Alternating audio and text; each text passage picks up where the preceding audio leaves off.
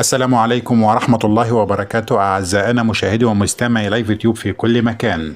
خناقة الأهلي والزمالك للتعاقد مع خليفة أليو ديانج، ماذا يحدث؟ صراع يتجدد بين الأهلي والزمالك خلال فترة الانتقالات الشتوية القادمة للتعاقد مع خليفة المالي أليو ديانج، وأرغب الأهلي في التعاقد مع لاعب وسط مميز يمكنه تعويض الرحيل المحتمل للمالي أليو ديانج عن الأهلي نهاية الموسم الجاري.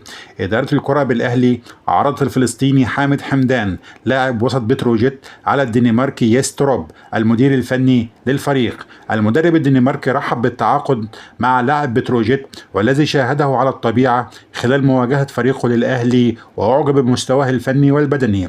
الأزمة هنا تكمن في أن بتروجيت كان قد اتفق مع الزمالك على بيع اللاعب خلال فترة الانتقالات الشتوية القادمة، وتم الاتفاق على حصول بتروجيت على 20 مليون جنيه ثمنا للصفقة من الزمالك.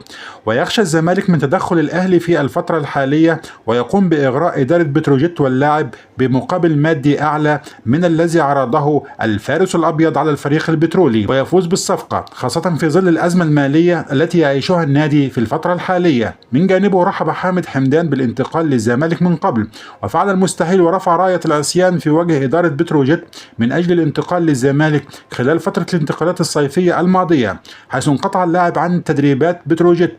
ولكن سيد عيد المدير الفني لبتروجيت رفض رحيل حامد حمدان وأصر وتمسك باستمرار اللاعب الفلسطيني حتى انتقالات يناير. حامد حمدان عاد ورحب بعرض الأهلي وأكد أن هدفه اللاعب لأحد القطبين، لأن ذلك بمثابة الفرصة التي لا تعوض. فمن يفوز بصفقة خليفة أليو ديانج؟ دعونا نرى.